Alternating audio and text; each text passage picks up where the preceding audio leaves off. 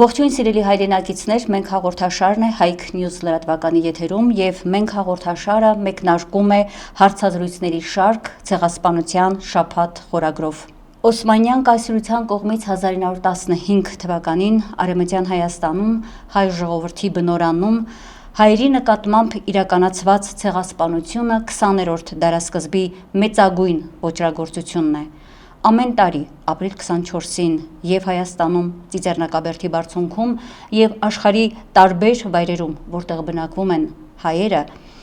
իրենց հարկանքի տուրքն են մատուցում հայոց ցեղասպանության զոհերի հիշատակին։ Հայոց ցեղասպանությունը ծրագրվեց եւ իրականացվեց Օսմանյան կայսրությունում երիտ թուրքերի, իսկ հետագայում ավարտին հասցվեց Քեմալական կառավարության կողմից։ Հայերի ցեղասպանությունն իրականացվեց մի քանի փուլով։ Առաջին փուլում 100,000 հայ տղամարդ զորակոչվեց Օսմանյան բանակ։ Դա հարմար առիթ էր տղամարդկանց զինաթափելու, ապա սպանելու համար, ինչն էլ կատարվեց։ 1915 թվականի ապրիլի 24-ին իրականացվեց ցեղասպանության երկրորդ փուլը։ Հարյուրավոր հայ մտավորականներ ձերբակալվեցին ու սպանվեցին։ Ցեղասպանության երրորդ փուլը նշանավորվեց կանանց, երեխաների, ծերերի ջարդերով եւ տեղահանությամբ դեպի սիրիական անապատ։ Տեղահանության ընթացքում 100,000-ավոր հայեր սպանվեցին թուրք զինվորների, ոստիկանների, քրդական ավազակախմբերի եւ տեղի բնակչության կողմից։ Ողջ մնացածները մեռան սովից, համաճարակից։ Հայերը ցեղասպանվում էին իրենց բնորան հայրենիքում, Արևմտյան Հայաստանում, աշխարհի սառը, անտարբեր հայացքի ներքո։ Հայոց ցեղասպանությանը զոհգնաց 1.5 միլիոնից ավելի մարդ։ Հայ ժողովուրդը հայրենազրկվեց։ Հյուրս այսօր թուրքագետ Մելինե Անումյանն է։ Շնորհակալ եմ Տիկին Անումյան հրավերս ընդունելու համար։ Ես էլ եմ շնորհակալ։ Այսօր մենք իհարկե հիմնականում կխոսենք Կոստանդնապոլսում 1919-20 թվականներին տեղի ունեցած հենց Թուրքիայի կողմից իրականացված այդ դատավճիռների, դատարանի, դատական որոշումների մասին, այսինքն երիտ թուրքերի դատավարությունը տեղի ունեցավ փաստորեն առաջին անգամ Թուրքիայում։ Դա շատ հետաքրքիր եւ կարեւոր թեմա է, բայց մինչ մեր զրույցի սկսելը ես ամենակարևոր մի հարցից եմ ուզում սկսենք։ Կխնդրեմ ներկայացնեք փաստեր, որոնք ապացույցն են այն բանի, որ Արևմտյան Հայաստանում թուրքական կառավարության կողմից իրականացված հայերի ցեղասպանությունը ծրագրված, կազմակերպված, իրականացված ոճիր էր։ Մի քանի փաստ, որքան հնարավոր է, խնդրեմ։ Նախ ծրագրման մասին, որը շատ կարևոր է ընդհանրապես ցեղասպանագիտության մեջ, այսինքն եթե ուզում ենք ապացուցել, որ դա իրականում ցեղասպանություն է, այլ ոչ թե ուղղակի կոտորած, ապա պետք է ապացուցենք, որ նախապես ծրագրավորված է եղել իշխանության կամ այլ խմբի կողմից պետական։ Եվ դրա ամենակարևոր վառ ապացույցներից մեկը երիտ թուրքերի կոնգրեսներն են, որոնք տեղի են ունեցել սկսած 1911 թվականին, 12, 13, այդ համագումարների ընթացքում երիտ թուրքերը հատկապես 12 թվականին, երբ Բալկանյան պատերազմները տանուլ տրվեցին, նրանք հասկացան, որ մնացած հողատարածքները պահպանելու միակ միջոցը ըստ իրենց փոքրամասնություններին ընդհանրապես վերացնելն է, այսինքն ճանապարհը, որի շնորհիվ իրենք կարող են պահպանել Օսմանյան կայսրության մնացած տարածքները, պետք է ուղղակի ազատվել հայերից, այսպես ասած, շատ կոպիտ կերպով, եւ նրանք այդ թեման քննարկեցին եւ 12 եւ 13 թվականի կոնգրեսներում եւ նման որոշում կայացրեցին, այսինքն հիմնականում թուրքական ժխտողականության գլխավոր թեզերից մեկը այն է, ինչպես հայտնի է, որ ասում են, գիտեք, պատերազմ էր, հայերը մեզ ուղղակի թիկունքից հարվածեցին, համագործակցեցին Ռուսաստանի եւ մյուս թշնամիների հետ եւ մենք ստիպված էինք նրանց վերացնել կամ ոչ թե վերացնել, այլ ուղղակի տեղափոխել իբրև թե ավելի իրենց համար ավելի հարմար տարածքներ, բայց իրականում փաստացիորեն դա ծրագրավորված էր եղել նախքան առաջին համաշխարհային պատերազմի սկիզբը։ Իսկ ինչ վերաբերում է կազմակերպչական աշխատանքներին, գլխավոր փաստերից մեկը այն է, որ կազմակերպչական աշխատանքը տարվեց հատկապես երիտ թուրքերի կուսակցության պատասխանատու քարտուղարների միջոցով։ Տարբեր շրջաններում նրանք ունեին կուսակցական գործիչներ, որոնք նախապես գնացին եւ հրահանգներ էին տալիս բանավոր, որպեսզի շատ ապացույցներ չլինեն, իհարկե գրավոր հեռագրեր են եղել, գաղտնագիր հեռագրեր, բայց այնուամենայնիվ նրանք բանավոր փոխանցում էին այդ հրահանգները, որպեսզի որտեղ կոտորեն, որտեղ ուղակի տեղահանեն, որպեսզի աչք չտեսնի, ասենք տվյալ հյուպատոսը եւ այլն, տվյալ շրջանի։ Եվ բացի այդ կազմակերպչական կարևոր նաև գործոն է այն, որ օրինակ հեռագրերում նրանք նախապես ասում էին, որ հայ երեխաները որբ են մնալու, այսինքն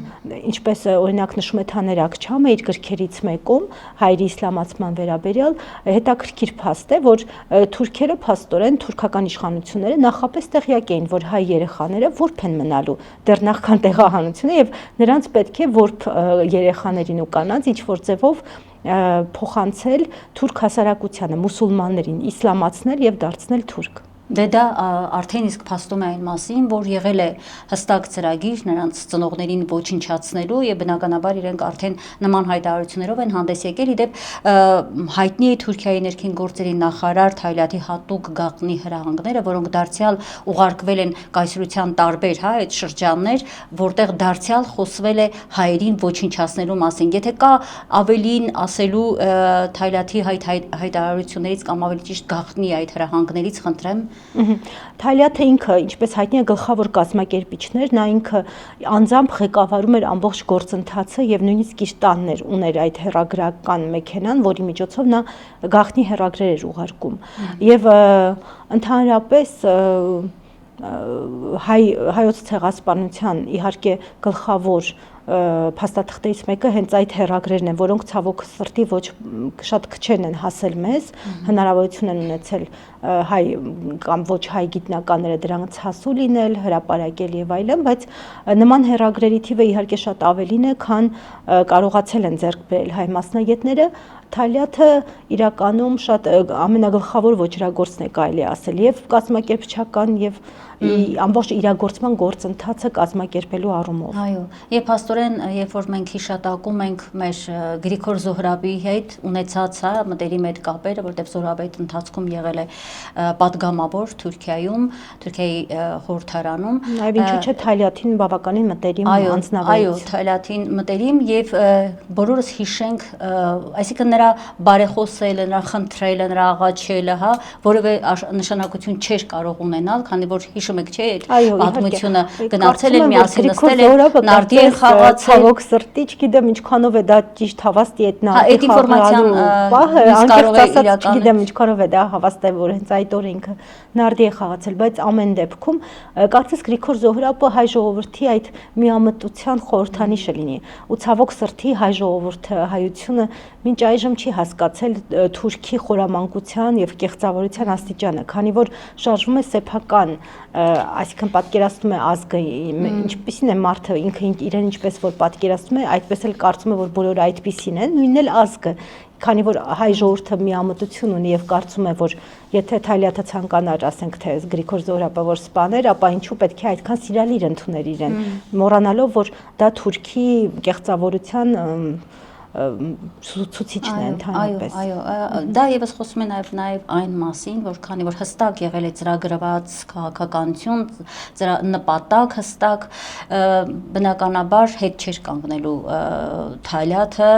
որքան էլ խնդրեր Զոհրաբը, դա իրենց կառավարության, կուսակցության կողմից ծրագրված քաղաքականություն է եղել բնիկներին, հայերին ոչնչացնելու ծրագիր։ Ինքնա ցավոք սրտի գովաբանելու կամ ամոթել է ասել, հարց չի, բայց ոչ թե մենք գովում, մենք մեզ հպարտանում ենք կամ պարծենում ենք, բայց հայոց ցեղասպանությունը դասական ցեղասպանության օրինակ է։ Իսկ ինչպես է իրագործվում ցեղասպանությունը, հիմնականում նախ կտրում են գլուխը, այսինքն մտավորականությանն են ոչնչացնում, դա ցեղասպանագիտության մեջ հայտնի է պոլիտիցիդ, քաղաքական սպանություն իմաստով տերմինով է հայտնի եւ քանի որ այդ պոլիտիցիդը քաղաքական սպանությունները պետք է տարածվեին բոլոր կարևոր մտավորականների նկատմամբ, ապա Թայլաթը, քանի որ կարծում էր, որ նպատակը արդարացնում է միջոցները, ապա կանգ չէր առնի, թե որքանով է մտերիմ Գրիգոր Զոհրաբը իրեն կամ մյուսները։ Նրանց նպատակը հայ մտավորականության, այսինքն գլխից ազատելն էր հայությանը եւ ապա հանցնել մնացածին։ Այո, որպեսզի հնարավոր հնարավոր չլիներ կազմակերպել նաև մյուսների փրկությունը, բնականաբար պետք է նաև գլուխը ոչնչացնել, քանի որ առաջնորդները հիմնականում կարողանում են նաև այսինքն ղեկավար ուժ են կարող են առաջնորդել դիմադրություն որոշակի կամ գոնե հասարակայնության մեջ բարձրացում, այդ հարցի բարձրացում միջազգային հասարակության։ Այո, եւ ինչը փաստորեն եղավ, նրանց հաջողվեց գլխատել հայ ազգին եւ իրականացնել ամենամեծ աշխարհում 20-րդ դարի ամենամեծ ոճիրը հայոց ցեղասպանությունը եւ գանք 1919-20 թվական դատավարություն Ահմեդ Իզեդ Փաշայի գլխավորությամբ կազմված այդ նոր կառավարությունը որոշում է կայացնում, որ հայերի դեմ իրականացված տեղահանություն եւ ցեղասպանություն կազմակերպած կուսակցության անդամները պետք է դատապարտվեն, խոսքը վերաբերում է Միություն եւ Առաջադիմություն կուսակցությանը, նրա ղեկավարներին, հարցս նախ հետեւյալն է, Տիկին Անումյան, ինչու այնուհանդերձ Թուրքիան որոշեց ինքը դառնալ պատժողը եւ փաստորեն առաջին դատավարությունը աշխարհում պատժիչ դատավարությունը տեղի ունեցավ ռազմական տրիբունալում Կոստանդնուպոլսի։ Սա ինչով եք դուք մեկնաբանում։ Հիմնականում մի քանի գործընթացներ կային այդ ժամանակաշրջանում ու այդ փաստը գնահատելու համար պետք է նայենք եւ ներքին իրադրությանը Թուրքիայի եւ արտաքին, քանի որ Թուրքիան տանուլ էր տվել պատերազմը եւ պարտվողական տրամադրություններ ուներ, բնականաբար նա փորձելու էր որևէ ձևով արդարացնել իրեն, այսինքն ցույց տալ, որ ափսոսում է այն ամենի համար, ինչ որ կատարվել են, այսինքն խոսքը ռազմական հանցագործությունների մասին է։ Պետք է այստեղ նշել, որ 1915 թվականի մայիսի 24-ին, երբ հայոց կոտորածները դեռ նոր էին սկսվել, անդադի երկրները իդեմս Մեծ Բրիտանիայի, Ֆրանսիայի եւ Ռուսաստանի համատեղ նոտա հղեցին Օսմանյան կայսրությանը բարձր դրանը, նշելով, որ այս իրենց հասնում են լուրեր այն մասին, որ կոտորածներ են զանգվածային սկսվել հայերի եւ որ դրա համար իրենք պատասխանատու են համարելու եւ տեղական եւ կենտրոնական իշխանություններին եւ այս նոտան շատ կարեւոր է միջազգային ասպարեզում եւ միջազգային իրավագիտական առումով, քանի որ այնտեղ կիրառվում էր մարդկայնության դեմ հանցագործություն տերմինը, որը միջազգային իրավական տերմին է եւ նրանք նշում էին, որ մարդկայնության դեմ հանցագործություն է իրագործվում եւ դրա համար պետք է պատասխանատվության կանչվեն բոլորը։ Եվ երբ որ տանուլ տվեց Թուրքիան, եկան նոր իշխանություն, այդ ժամանակաշրջանում իշխանության եկան երիտթուրքերին ընդդիմադիր, այսինքն Միություն եւ Առաջադիմություն կուսակցությանը ընդդիմադիր կուսակցության անդամները, նրանք կոչվում էին Ազատություն եւ Համաձայնություն, Հյուրիետ Վեյթիլավ։ Այս կուսակցության անդամները որոշեցին նաև նկատի առնելով այն միջազգային ճնշումը, որ պետք է լիներ, քանի որ սպասվում էր խաղաղության կոնֆերանսի պայմանագրի խաղաղության կոնֆերանս եւ պայմանագրի ստորագրում, ապա հարկ էր նախապես ցույց տալ, որ իրոք Թուրքիան ափսոսում է այն ամենի համար, ինչ որ արել է, նույնիսկ պատժում է մի քանի մարդկանց, սահմանափակ թվով մարդկանց։ Իրականում, ինչպես հենց իրենք թուրքերն էին խոստովանում, Անատոլիայում գրեթե մարդ չկար, որ որևէ ձևով առնչված չլիներ հայոց ցեղասպանությանը, խոսքը իհարկե պաշտոնյաների եւ ընդհանրապես նույնիսկ սովորական բնակչության մասին է թուրք, սակայն թուրքերի մեկ այլ նպատակ էր այդ ձևով հանցագործությունը միայն սահմանափակ թվով մարդկանց վրա բարթել, հատկապես Հյուրիետ Վեյթիլավ, այսինքն տվյալ իշխանությունները, Ազատություն եւ Համաձայնություն կուսակցության անդամ իշխանությունները ցանկանում էին մեղքը բարթել միայն երիտթուրքական կուսակցության վրա, ամբողջական այդ մեղքը հանելով ազգից եւ այդ խարանը հանելով ժողովրդից, այսինքն մեկ կուսակցություն է մեղավոր, պատասխանատվության կանչեին ընդամենը իրենց։ Նրանք երիտթուրքերն էլ հակառակը փորձում էին այդ մեղքը այնպես անել, որ կեղտաբիծ չթողնի կուսակցության անվան վրա։ Եվ իրենք ում էին մեղավոր կարգում երիտթուրքերը, օրինակ, լինելով հիմնական հանցագործները, իրենց համար ովքեր էին մեղավորները։ Նրանք սկզբում խուսանավող պատասխաններ էին տալիս, իդեպ ասեմ, որ բանտի պայմանները բավականին թեթև են եղել, նույնիսկ մամուլում դա արտահայտվել է տվյալ ժամանակաշրջանի եւ օսմանյան եւ հայկական ինչու՞ չէ Ստամբուլում տպագրվող այլալեզու մամուլում հրատարակվել է, որ բանտային պայմանները բավականին թեթև են եղել եւ հանցագործները կամ կասկածյալները կարողացել են միմյանց հետ նույնիսկ քննարկել, թե ինչպիսի պատասխան տան, այսինքն համանման պատասխաններ են տվել, սակայն պետք է ասել դատավարությունը իր լրջությամբ չի եղել, այդպես կարող ենք ասել։ Գիտեք, մի քիչ դա բացարձակ ասելը ճիշտ չի լինի, գիտեք ինչի առումով։ Մի կողմից դատավարությունը շատ կարևոր է, իրականում բավականին լուրջ է տարվել գործընթացը, սակայն նկատի առնենք, որ երիտթուրքերի այդ ամբողջ բաները շորշոփները կային ամենուր, այսինքն թե ռազմական նախարարությունում, թե ներքին գործերի նախարարությունում, իրենց մարդիկ էին, բանտում էին իրենց մարդիկ եւ այդ իրենց մարդիկ թույլ էին տալիս, որ իրենք ազատ իրար հետ կարողանան զրուցել, բանտակիցներ կամ ոչ նույն խցի բանտակիցները, բայց ասել, որ այնքան էլ լուրջ չէր եղել այդ դատավարությունը բավականին սխալ է, իրականում բավականին լուրջ տարվեց այդ գործընթացը, նախապես շատ մանրակրկիտ հետաքննություն տարվեց հատկապես գլխավոր դատավարությունների վերաբերյալ, գլխավոր դատավարություններին համարվում երիտթուրքերի կուսակցության եւ կառավարության անդամների դատական գործերը եւ հետաքննություն տարվեց թե խորհրդարանային հանձնաժողովի կողմից, որը հարցաքննության ենթարկեց պարլամենտի այսինքն պարլամենտի հանձնաժողովի անդամները, պատգամավորները մի հանձնաժողով կազմեցին, որը սկսեց հարցաքննել պատերազմի ընթացքում վարչակազմի անդամներին, որոնք պատերազմի ընթացքում իշխանության էին։ Իհարկե Թալիաթը եւ մյուսները փախել էին, սակայն կային նախարարներ, որոնք գտնվում էին դեռ Թուրքիայում, Ստամբուլում։ Բացի այդ, նաև ներքին գործերի նախարարությանը կից բացվեց մի հանձնաժողով, հետաքննիչ հանձնաժողով, Մասհարի հանձնաժողով կամ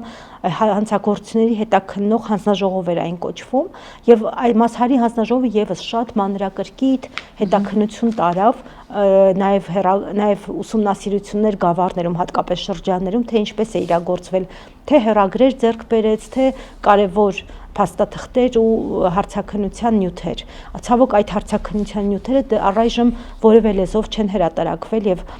շրջանառության մեջ դեռ չկան, կան հատուկենտ բաներ, սակայն ամբողջական Մասհարի հանձնաժողովի հետաքննության նյութերը դեռ կարոտ են ուսումնասիրման։ Բացի այդ, ռազմական Արտակարգ Կատյանը ինքն էլ իր հետաքննիչ հանձնաժողովները ստեղծեց իրենքից, որոնք նույնպես գնացին շրջաններ եւ մանրակրկիտ հետաքննություն կատարեցին։ Այսինքն եւ բացի այդ փաստաթղթերը,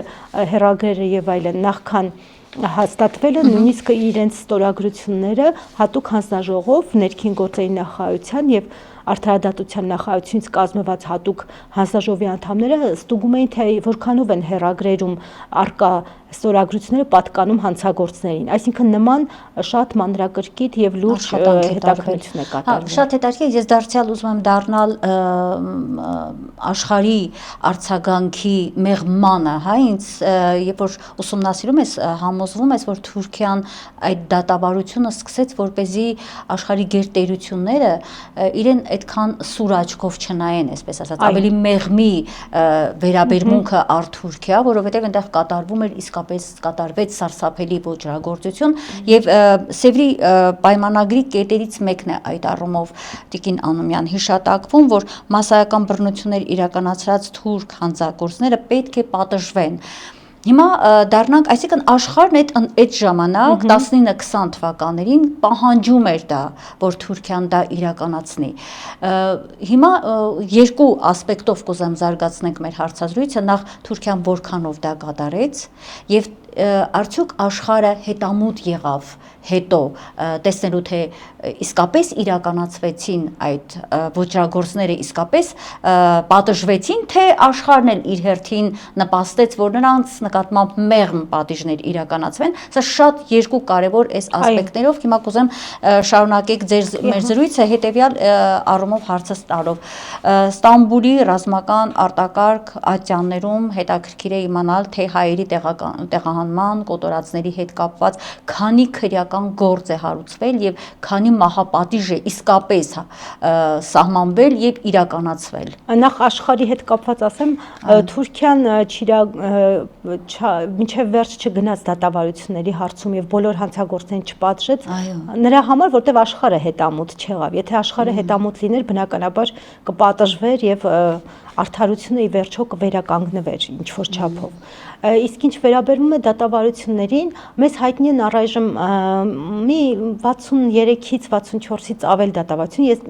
միշտ թողնում ենք տեղ ավել, քանի որ իրականում մեզ հայտնի են գիտնականներին, բայց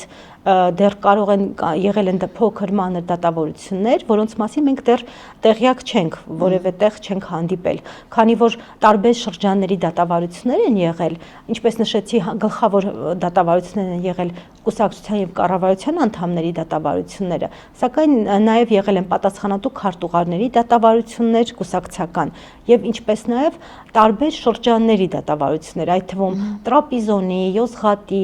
նման 60-ից ավել դատավարության մենք հանդիպել ենք։ Դա չի նշանակում, որ տեղի ունեցել Տրապիզոնում, ասենք, այդ դատավարություն, բոլորը եղել են Ստամբուլում, սակայն վերաբերել են տվյալ շրջանին, այսինքն բայց ընդհանուր մի այսպես դատավարություն չի եղել, թե դրա հետ միաժամանակ եղել է ըստ վայրերին իրականացված ոճրագործության։ Կարելի է համարել, այսինքն կենտրոնական իշխանություններին է, որը շատ կարևոր է, սակայն նաև տեղական է եւ այս դատավարություններն էլ են նաև ցույց տալիս, թե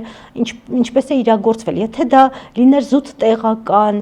կամայականության հետևանք հայոց ցեղասպանություն, ինչպես թուրք մերժողական, ժխտողական քաղաքականությունն է ներկայացնում, ինչպես թուրք ժխտողներն են ներկայացնում, թե իբր այո, ինչ որ իշխանություններ կամայական չարաշահումներ են թույլ տվել։ Եթե նման չարաշահումներ լինեին, բնականաբար չէին լինի գլխավոր դատավարություն, չէ՞ կուսակցության եւ կառավարության անդամների, բայց փաստորեն եւ Յոզղատի դատական գործը առանձին է քննվել, Տրապիզոնին առանձին, Վանին առանձին, նաեւ ընդհանուր գլխավոր կենտրոնական իշխանություններին էլ է առանձին քննվել։ Դա նշանակում է, որ իրականում գործ ունենք պետականորեն կազմակերպված հանցագործության հետ։ Իսկ մահապատիժներին ընդհանուր մոտավոր 20 թվով մահապատիժ է սահմանվել, սակայն իրագործվել են ընդամենը 3-ը,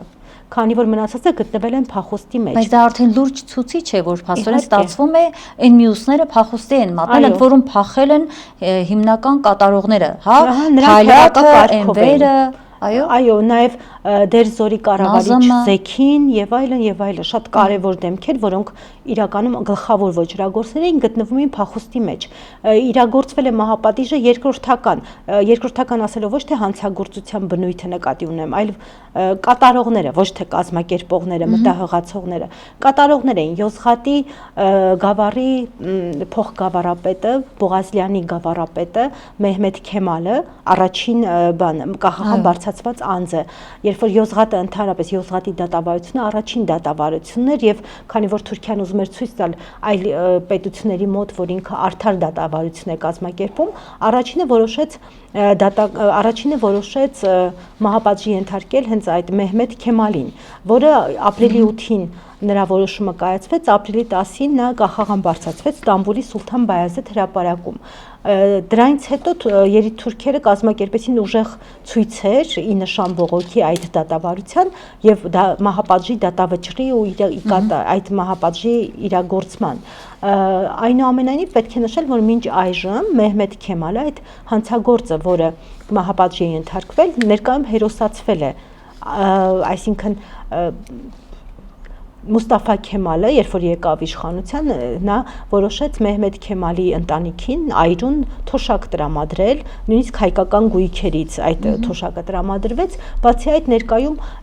նրա անունով Յոզղատում գոյություն ունի պողոտա, եւ մինչ այժմ, նույնիսկ հենց այս տարի նշվել է նրա մահվան օրը, այսինքն պետականորեն թուրքերը շարունակում են նրան համարել առաջին նահատակ, ոչ թե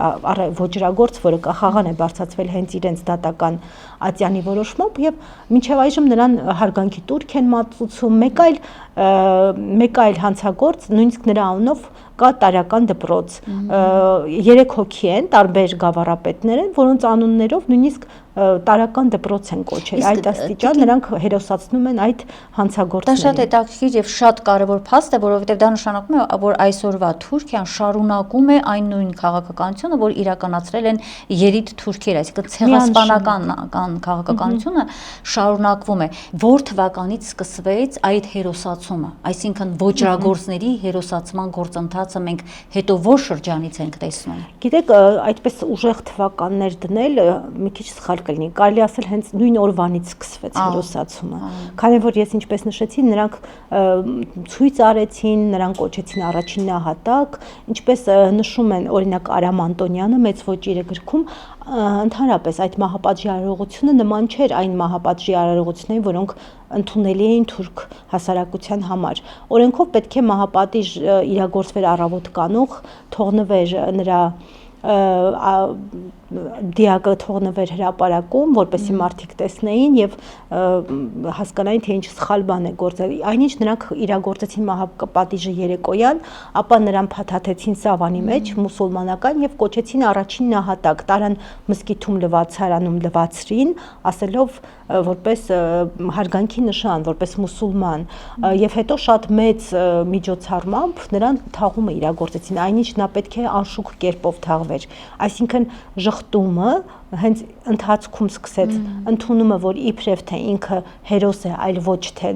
ոճրագործ, հենց այդ օրվանից է սկսվել։ Այսինքն դա վերջին տարիների քաղաքականություն չէ Թուրքիայի կողմից, դա հենց իշխանությունների 1920-ականներից դատավարությանը հնդածս հնդածս, քանի որ հնդածս նաև քեմալական պատերազմն էր, ազգայնական պատերազմը այդ շրջանից արդեն կամաց սկսվեց մայիսից եւ նրանք որքան քեմալական իշխանությունը հաջողությունները, քեմալիստները որքան ազգայնական ուժերը հաջողություններ էին ունենում այդ պայքարում, այնքան դատավարությունների բնույթը սկսում էր ավելի թուլանալ, այսինքն եթե առաջ սկզբնապես ավելի խիստ էին, ավելի հակված էին, խիստ պատիժներ սահմանեին, կամաց սկսեց թուլանալ եւ սկսեցին ավելի թեթև մեղմ պատիժներ, ավելի հաճախ հանցագործային ազատ արձակել, արդարացնել եւ այլն։ Այդ դեպքերը աճեցին, նաեւ դռնփակ դարձավ։ Սկզբում դռնբաց էին դատավարությունները, նրանք բաց են եւ հայկական մամուլի ընդհանրապես յուրաքանչյուր ցանկացողը կարող էր մասնակցել, տեսնել թե որքանով է արդար գնում դատական գործընթացը, սակայն հետագայում դռն փակ դարձավ եւ փակ դռների հետեւում արդեն չէր հասկացվում թե ինչպես է տարվում դատական գործընթացը, իսկ քեմալականները իշխանության գալուց անմիջապես հետո հայտարարեցին, որ չեղյալ են համարում այդ դատական ատյանների վճիռները։ Այնուհանդերձ այդ դատավարությունների ընթացքում ահռելի փաստաթուղթ է հավաքվել, եւ մեր ժառանգորդների, այսինքն ցեղասպանության բովով անցած մարդիկ, ովքեր տեսել են իրենց աչքով եւ ականատեսներ որպես տվել են այդ ինֆորմացիան, եւ թուրքերը այդ ընթացքում իրենց ձեռքով հավաքել են այդ ինֆորմացիան։ Կա հիմա այդ արխիվներում պահպանված են դրանք։ Իհարկե, պետք է նշել, որ ընդհանրապես թուրքերը փորձում են ներկայացնել նորից իրենց ժխտողականությանը անդրադառնանք եւ հակապաստառները վերել, այդ ամբողջ արկա լինելով ոնց են ժխտում։ Ասում են նախ, որ իբրև թե նախ իրենք սկզբում ընդհանրապես չէին անդրադառնում դատավարության թեմային, սակայն քանի որ շատ մասնագետներ սկսեցին վերհանել, առաջինը հայրեն Ավետիս Փափազյանն է տպագրել հայ օսմանագետ 1989 թվականին հրատարակվեց դատավարության գլխավոր դատավարությունների նյութերը։ Հետագայում Վահագն Դադերյանը, Թաներ Ակչամը եւ այլ մասնագետներ սկսեցին անդրադառնալ եւ ավելի շատ հրապարակել, այո, Թաներ Ակչամի մասին հիշատակեցիք։ Ոչ ժխտող, այսինքն օբյեկտիվ պատմաբան թուրքերը նաեւ սկսեցին անդրադառնալ եւ թուրքական պաշտոնական պատմագրությունը սկսեց ստիպված գրեց մի գիրք, Ֆերուդուն Աթայի մասին է խոսքը, 2005 թվականին տպագրվեց մի գիրք, ըստ որի իբրև թե հայերը հիմնականում հանդես են եկել, այսինքն դատավարությունների ընթացքում ոչ թե թուրքեր են եղել վկաները կամ այլ ազգիներ, այլ հայեր, իբրև թե որոշ հայեր եկել են, սակայն բավականին ես ինքս էլ իմ մենագրություններում դրա հակափաստարկներն եմ բերում, ցույց տալով, որ ոչ միայն թուրք մուսուլման բազմաթիվ թվով մուսուլմաններ են հայերի ցեղասպանությունը հաստատող վկայություններ բերել, ցուցմունքներ տվել, այլ նաև նույնիսկ բարձրաստիճան պաշտոնյաներ, ընդհանուր մինչև Վանի նահանգապետը եւ այլն այդ աստիճանի Էրզրումի բարձրաստիճան մարդիկ ու հատկապես այդ վկաների առատությամբ այլազգի եւ թուրք մուսուլման վկաների առատությամբ աչքի ընկել Տրապիզոնի դատավարությունը։ Պետք է նշել, որ իրենց ձեռագրին համաձայն, ինչպես ամեն ինչ կեղծում են, ամեն ինչ թաքցնում են կամ գլխի վրա են ցույց տալիս, իրենց համար շատ հանգիստ կարող են նաև այդ փաստերը կորցնել։ Ես դա էի նաև ուզում իմանալ, այդ փաստերը կան հիմա արխիվում։ Այո, փաստերը կան եւ նույնիսկ ոչ միայն արխիվում, որոշ նաև մեր Հայաստանի արխիվում կա Թաքվիմի Վեքայի պաշտոնաթերթը։ Նշեմ, որ այդ ժամանակաշրջանում ռազմական Արտակարգ Ատյանի այդ գործընթացի որոշ արձանագրություններ ամբողջական, այսինքն դատավարության ամբողջական արձանագրությունները տպագրվել են ոչ միայն ժամանակաշրջանի մամուլում, երբ որ լրագրողը գնացել է երկրորդ անձի ձևով արդեն ոնց որ իր տպավորություններն է գրել, այլ նաև ուղղակի արձանագրությունները ամբողջական տպագրվել են Թաքվիմի Վեքայի, այսինքն իրադարձությունների օրացույց այդ պաշտոնաթերթում եւ Թաքվիմի Վեքայի համարները գոյություն են նաև մեր ազգային արխիվում, նաև նույնիսկ Թուրքիայի սովորական գրադարաններում։ Դրանք ինչ են պատասխանում այսօրվա թուրքական իշխանությանը։ Ես ինքս Ստամբուլում գտնվող պատմության հիմնադրամ կազմակերպությունում ամբողջ Թաքվիմի Վեքային կարողացել եմ ձեռք բերել, քանի որ բոլոր համարները այնտեղ կային։ Այս նրանք իրենց բաներն են բերում, բայց տպագրվել են իհարկե ոչ ամբողջական Թաքվիմի Վեքայում ամբողջական արձանագրությունները կային միայն գլխավոր դատավարությունների, տարբեր շրջանների դատավարություններից հիմնականում դատավճռեր կամ մեղադրական եզրակացություններ էին միայն։ Ես ինքս օրինակ հրատարակել եմ Օսմանյան Ալեմդար օրաթերթի հրապարակումները այդ թեմայով, այսինքն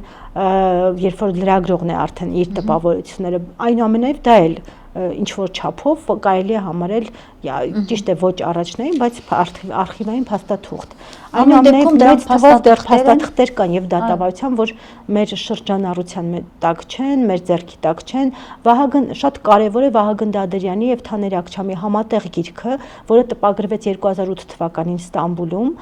տեղամություն եւ կոտորածներ ռազմական Արտակարգ Ատյանի արձանագրությունները, դրանք թուրքերեն մոտավոր 800 էջանոց շատ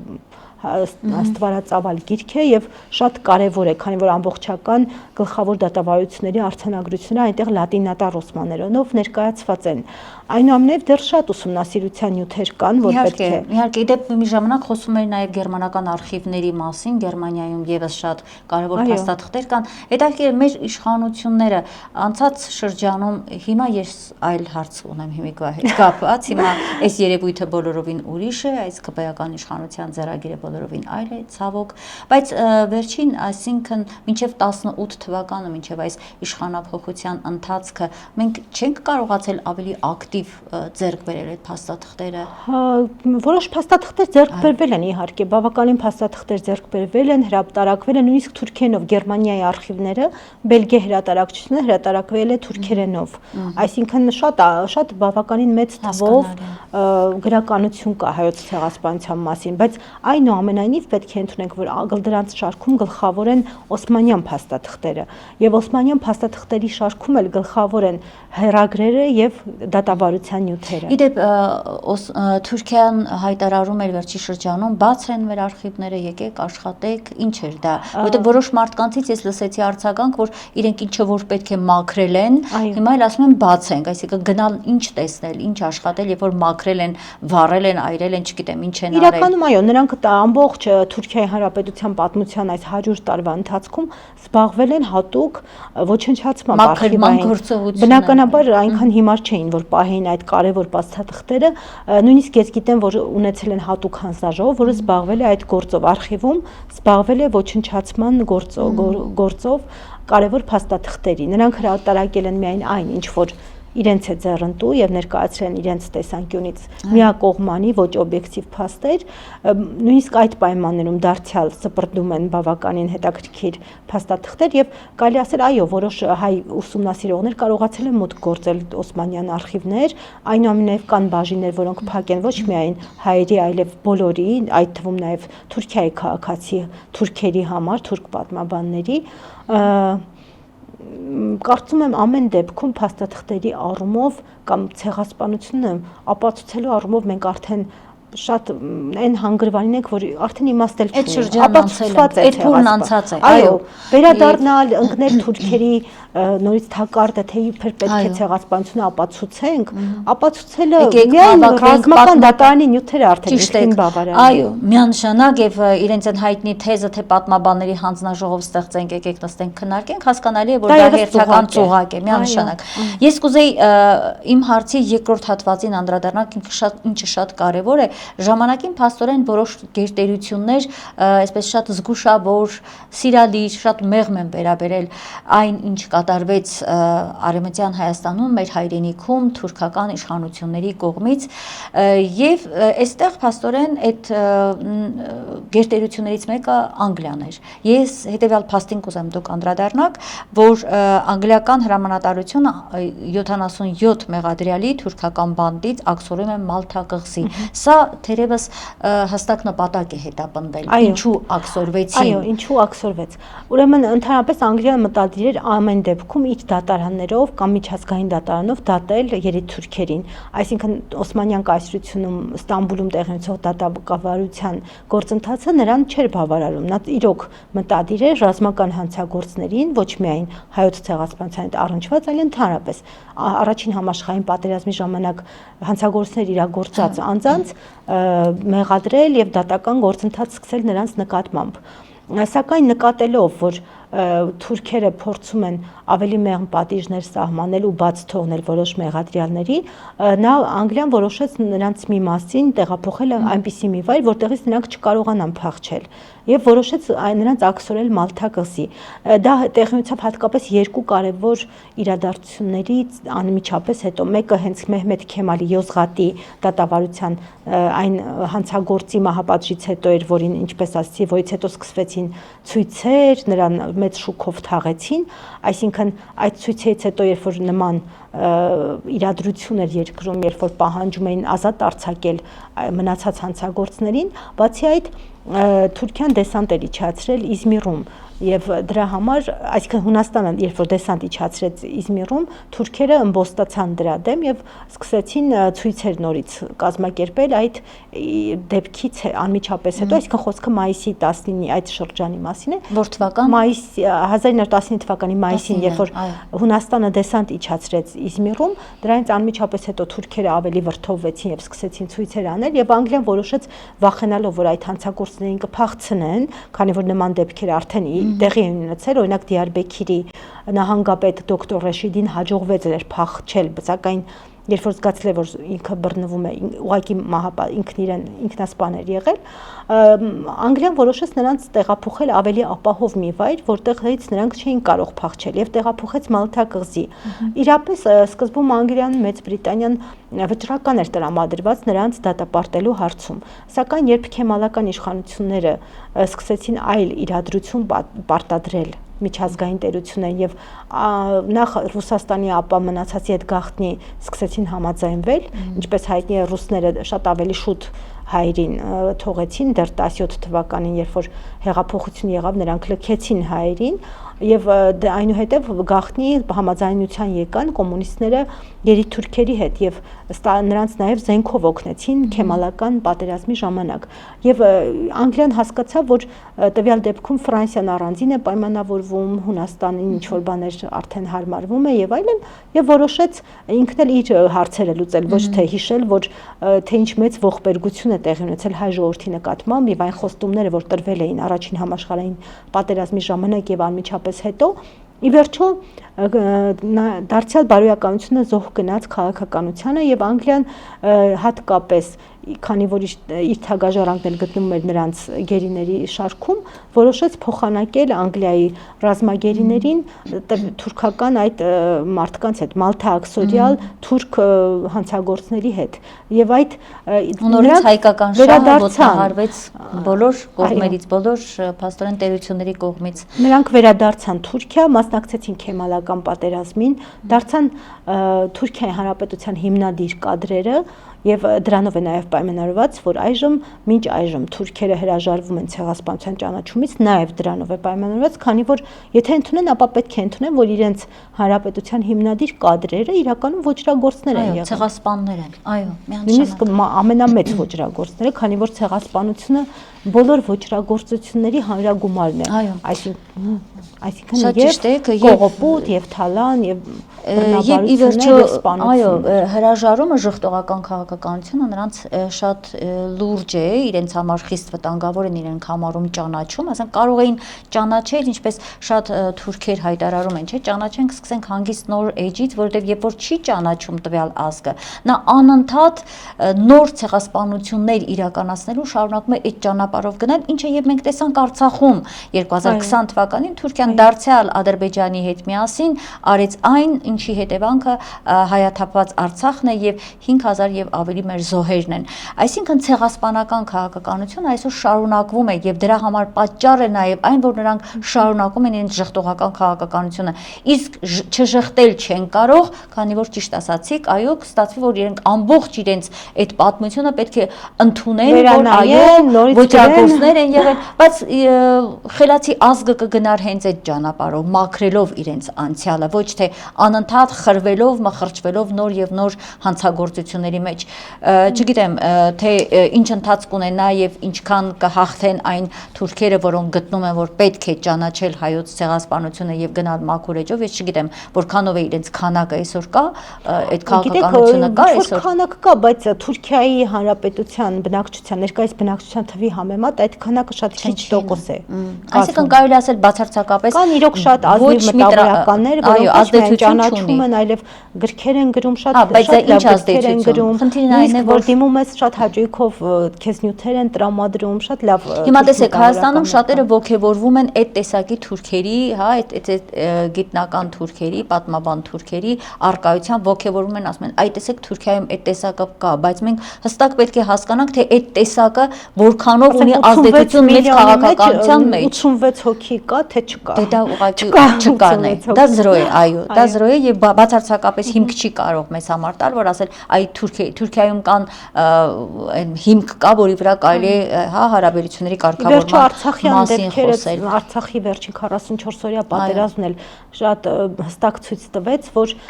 ոչ թուրք հասարակությունը, ոչ էլ նույնիսկ այդ մտավորականների մեծ մասը չարձագանքեցին այդ իրավիճակին։ Եվ եթե ամփոփենք այսօրվա մեր թեման, կարող ենք փաստորեն հստակ արձանագրել հետևյալը, որ հայոց ցեղասպանության պատասխանատուների մեծ մասը մնաց անպատիժ, չնայած նրան, որ 1919-20 թվականներին Կոստանդնուպոլսում Թուրքիայի նոր կառավարությունը հայտարարել էր, հա, որ պետք է բոլորը դատապարտվեն եւ դատ էր սկսել ոճրագործների հանդեպ։ Մենք կարող ենք հիմա արձանագրել, որ նրանք մնացին, մտան իշխանության մեջ, շարունակեցին իրենց ոճրագործ քաղաքականությունը, ինչը շարունակում է առ այսօր։ Այո, իհարկե, միանշանակ այդպես է։ Այդպես է։ Շատ լավ, եւ ես կուզեի մեր այսօրվա հարցազրույցը ավարտել գալով հետեւյալին, ինչպես եք դուք հասկանում Հայաստանի Հանրապետության ներկայիս իշխանության քաղաքացիական պայմանագիր կուսակցության նրա առաջնորդ համարվող եւ վարչապետի պաշտոնը զբաղեցնող անձ Նիկոլ Փաշինյանի այն հայտարարությունը, այդ թվում նաեւ արտաքին գործերի նախարարի պաշտոնը զբաղեցնող անձի Արարատ Միրզոյանի այն հայտարարությունը, որ հայոց ցեղասպանության ճանաչման գործընթացը եւ առհասարակ հայոց